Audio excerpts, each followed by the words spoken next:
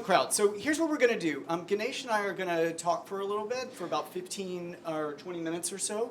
Then we're going to take 2 questions, and then we're going to mingle for a little bit. So we're trying to strike a balance here between substance and talking to the experts, and it's really Ganesh who's the primary expert up here, and interactivity. So we're going to try to keep it fast-paced, but please do start thinking of your questions now, because we're going to take 2, and then afterward we're going to hang and we'll interact. But the more questions, the better. So to get us kicked off, I wonder, Ganesh, if you could just give us a little bit of a personal answer on how did you get into this stuff? Everybody's talking about AI. It's so, it feels like it's consuming all of the conversation. But why, given your history and your work on networks, platforms, utilities, and everything else you've done, why AI? Why now? Well, thanks so much, Chris, and thanks everyone for coming. This is actually the first event that the Vanderbilt Policy Accelerator is co-hosting here in Washington, and so we're really thrilled to have Economic Security Project and you, Chris, as a partner. We're really thrilled to have the Omidyar Network as a partner, and we're really grateful to all the people here who helped make this event happen. So if you could please give a quick round of applause to all the staff of the building, give our bartenders,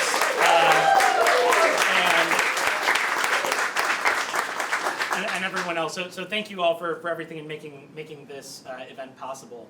So I've spent a lot of time studying regulation. I'm a law professor. That's one of the things we do. I teach our introductory course on regulation. And one of the areas of regulation that has gotten a lot less attention in law schools, I would say in the last 40 years, in fact, is the regulation of networks, platforms, and utilities. And in areas like transportation, energy, banking, telecommunications, we actually had a pretty consistent set of rules that applied. Things like structural separations, non-discrimination rules. We can talk more about these in our conversation. And as was mentioned earlier, some colleagues and I decided we should really write a textbook on how this worked, because it goes back even well before the New Deal. It goes back to the 19th century, and the roots of these rules go back to the 13th century in England, the Statute of Westminster in 1215. Around that time period, you have rules being created to think about what does it mean to have fair marketplaces that are pro-competition, pro-growth, pro-innovation, but actually create a level playing field that works for all kinds of businesses, including small businesses. And that's the book that we wrote, and it meant learning a lot about regulation across a lot of different areas. And this summer, I think it was maybe June or July, and there were probably a couple of weeks where everyone got very excited about AI. The improvements in ChatGPT. It might have been a little late. It was like a few months before. I think policy people were later. Policy maybe people than, were. Okay. So it took until the summer for me to get phone calls from people saying, well, what should we do about regulating AI? You know all this stuff about regulation. How do we apply it here? Right. And I'd done some work on tech before, tech platforms as common carriers and deplatforming and TikTok, and how do we think about that? And so decided to really dig in and spend weeks and weeks trying to figure out how should we just wrap our heads around this, and the product are these papers that we've just released, which I think really provide a framework for thinking about what the AI sector looks like, which I hope will be helpful to folks in understanding where you might be able to put what kinds of policy interventions and why. That makes sense. And I should say, Anna said this in her initial remarks. So I chair the board of the Economic Security Project, which is an organization that's been around for 7 years, advancing ideas that build power for all Americans. And anti-monopoly is at the core of what we do. I was a co-founder of Facebook back in 2004. I wrote a big article saying you should break up Facebook about 4 or 5 years ago. And my own personal experience just sensitized me to the problem of corporate power, not just in tech, but across much of the economy, where because of extremely high historic levels of concentration, I believe American consumers pay significantly more than they should for many goods. Labor is often underpaid. We have real effects on our politics and on our discourse. There are many problems with it, and there are many issues with it. And at the same time as we focus on that at ESP, AI has also felt like a different kind of challenge to me. It seems clear that a lot of these AI companies need several things that maybe only big companies can have or should have. So large data sets to be able to access, a significant computing power with the chips that are almost exclusively made by NVIDIA. And it feels like we're quickly seeing is the development of an oligopolistic kind of space. And so what I wonder about, and my question to you, Ganesh, is why is competition necessarily a good thing in the AI ecosystem?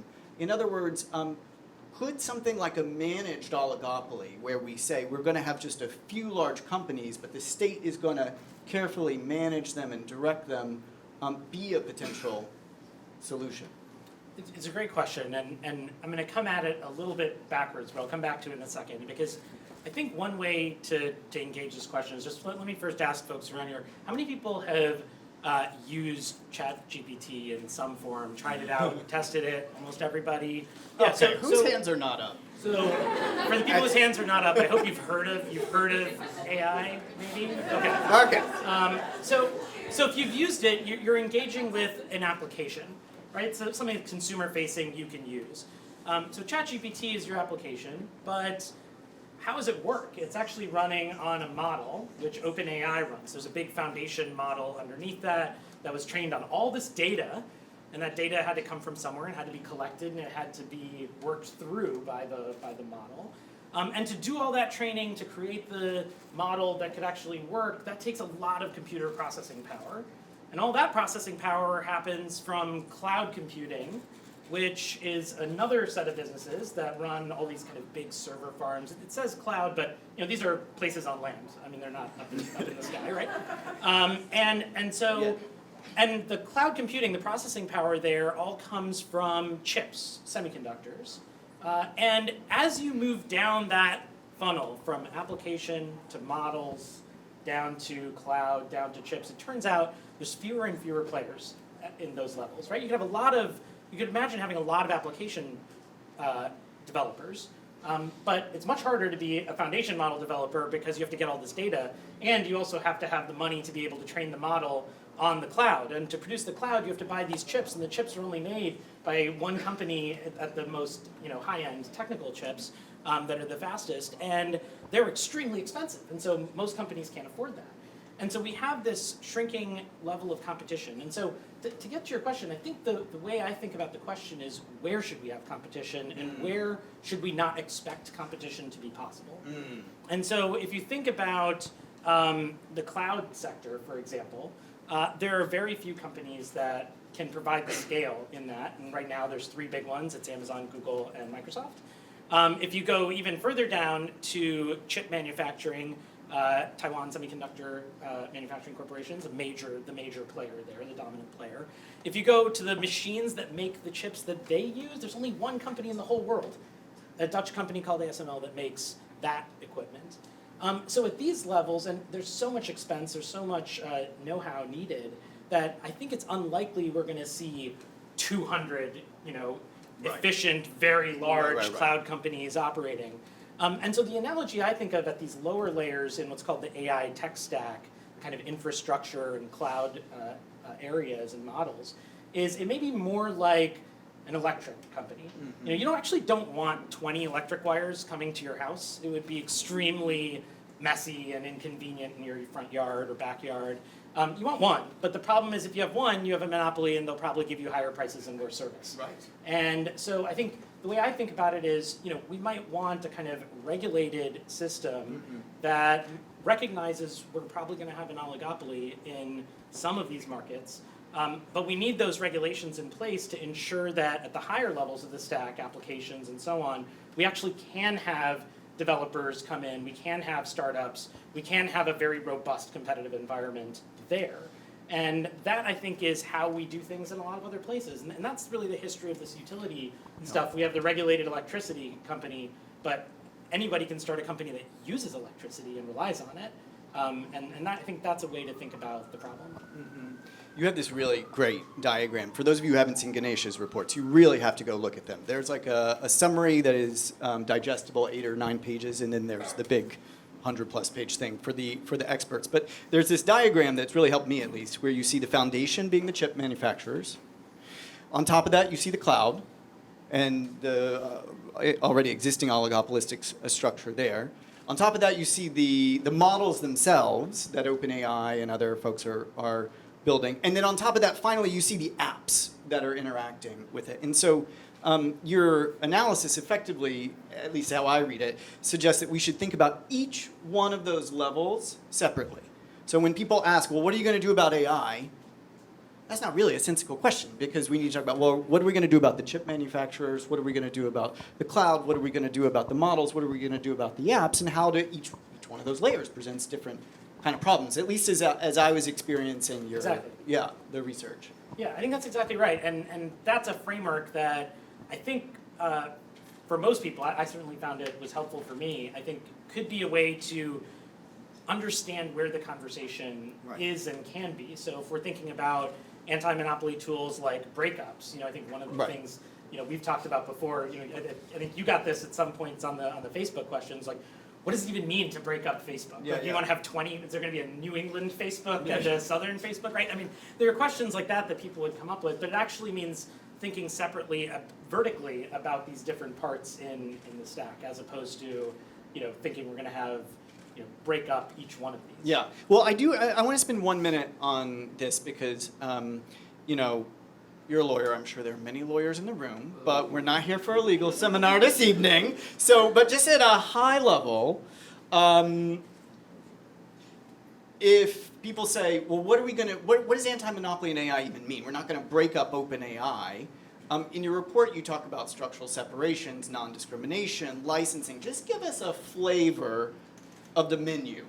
We don't have time to go through each one of these. But what are some of the tools that we should be thinking about when we think about applying anti-monopoly to these AI companies? Yeah, it's a great question. So let me start with some of the kind of traditional tools of network platform utility regulation, things that have existed for hundreds of years in railroads and airlines and energy and all these different sectors that I think are very portable to the tech context. So one is structural separations. And so the basic idea here is that if you run a kind of platform business, you shouldn't also be able to run the things that are dependent on the platform to exist. And easy example. Is that legal speak for breakup? It's a breakup. It's a breakup, but it's not a breakup like we're going to make Coke into two companies that both make sodas. It's a breakup vertically. So the example that I'll give you is the old one. Teddy Roosevelt's administration passes the Hepburn Act, 1906, and it says railroads. Great that you want to run a railroad, but if you're going to transport coal, you can't have a coal company also. Right. Because what's going to happen is you're going to only transport your coal, and you're not going to transport anybody else's coal, and coal companies can't build a railroad every time they want to get their coal somewhere. Right. And so they said, we're going to separate that out. That's a breakup of the railroad that also owns the coal company. Yep. And so here, I think there's a question, are you, as a cloud provider, do you also own a foundation model? Answer, many of the companies either are heavily invested in them or have their own model. Do you also own applications? Mm-hmm. Yes, they do in a lot of cases as well. And so you have these conglomerates that are set up vertically where you could leverage your power from one sector into the other. And the challenge is, what's to stop you, for example, from copying the idea of a new startup and saying, you know what, why don't we take that application idea, we'll just build it into our product or our system, and then no one will use that one, and it'll just be ours. And one real downside to that is if you're going to run a startup, why would you ever start a company then? Yeah. Because your idea is just going to get taken and you won't make any money off of it. So we got structural separation, what non-discrimination? So non-discrimination rules are similar. The idea here, though, is instead of separating or after you've separated, you still have to have a rule that says railroad, you got to take the coal from all the companies. You can't just pick and choose which ones you want to be the winners and losers. So we say you have to take all comers, you got to serve everyone at the same price. It's got to be a transparent price. Can't have secret deals with So if I'm Microsoft owning the cloud, I can't just privilege OpenAI because I like them. I have to have if non-discrimination exists, I would have to allow any model to use the cloud. Take other people Microsoft on an cloud. even playing field. Everyone has to have a level playing field on it. Got it. Another anti-monopoly tool that comes up a lot, it's a little bit different, but I want to make sure we talk about it, is a public option. Right. And so the idea here is you have a publicly provided service that coexists with the private option, and that provides a measure of competitive discipline because you could choose to exit the private option and use the public one instead. But it also ensures access for other uses that might not necessarily be the ones that the private actors can facilitate or prefer to facilitate. And so we have these all over the place. Public schools, there's also private schools, there's public libraries and private ones, and public parks and private ones, and so on and so forth. And so here we could think about a public cloud system, for example, a public option for cloud, where you'd have a public supercomputer, for example, which has all these resources, could be used for scientists and researchers, and that would be something that would coexist with these private clouds, and that's an anti-monopoly tool as well. That makes sense. All right, I have one more question, then we're going to you guys for two, okay? Can you talk a little bit about whether or not the existing institutions that we have, specifically, well, there are many institutions, but I'm thinking in particular of the FTC right now, are sufficient for implementing an anti-monopoly agenda, or do we need not only new legislation but new institutions, given the challenges that are ahead of us? So I think we could do either, but I think it would be better to have new legislation and some new institutions. And the reason why is, the Federal Trade Commission, I think, does great work, and I think they need to be doing work in this space because of how important it is and because we don't have action from Congress. But the Federal Trade Commission is also responsible for a lot of other areas of law, and historically brings a lot of cases. They do have rulemaking authority. It gets used a little bit less. But it would be nice to have legislation that affirmatively provided rules that were passed by statute, like non-discrimination rules and structural separations, gave an agency authority to implement them and flesh out everything. And part of the reason I think this is important is, the Supreme Court has increasingly been, let's say, less deferential to executive branch agencies. And in a world where the court may strike down regulations of different types, some clarity from Congress would be helpful in insulating that from potential judicial review. Makes sense. All right, we got one question here. Yeah. And if you wouldn't mind, say who you are and if you have an affiliation. Sure. I'm Courtney Raj. I'm with Open Markets Institute, the director of the Center for Journalism and Liberty. So very refreshing to read your paper. It was excellent. I was just at the UN in Kyoto where lots of conversations, the UN Internet Governance Forum, lots of conversations about AI governance, very rarely breaking down what they mean by AI. So I think this is a really important addition. But how can we demystify AI for policymakers? And given kind of along the lines of the institutional question, given that you have all the legal precedents that's been set in terms of a very narrow conception of consumer welfare with respect to antitrust, do you think it's even possible? I mean, we have not been able to bring successful cases yet to break up any of the big tech. Policymakers still don't understand content moderation issues. We managed to get diverted by those for years. So what's the real possibility? That's excellent. We're going to take the second question, and then we're going to go back to our drinks right here. Yes. Do you need a mic or? If we... I have a loud voice. Yeah, Grace has one. Hello, everyone. My name is Elazar Chacha. I'm Congressman Jayapal's Legislative Counsel on the Judiciary. We learned today from you, Ganesh, that there's going to be an executive order on Monday on AI.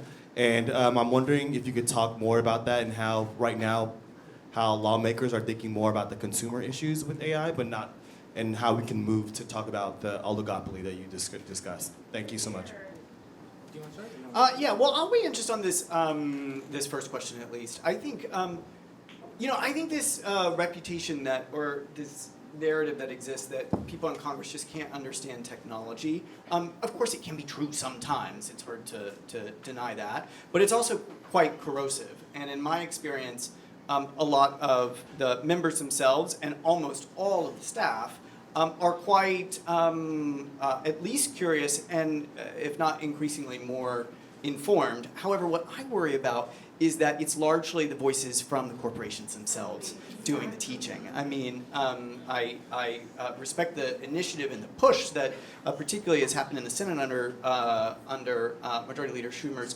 leadership. However, I think the more voices like maybe the ones in this room that we can get into those fora, that we can get into those teaching moments is really, really important. I know everybody's breaking down the door to get into those particular events, but I think we can also think about many of the side events and side opportunities for education. The big problem is that until some of Ganesh's work, we haven't had a huge research base to refer to, we have all kinds of historical precedents, but you don't always want to be pointing at railroads when you're talking about OpenAI. And so it's only now that we are actually getting some progress, and ESP is working to not only support Ganesh's work, but the work of other pioneers who are doing this to rapidly scale up the potential solutions that we can talk about. So I think we have to sort of break down the door and also make sure that we're doing our homework and research well before we enter those rooms to have a specific, crisp call about what needs to happen. And to connect the two questions, I think the other part of the story is, what's the story then that we're telling?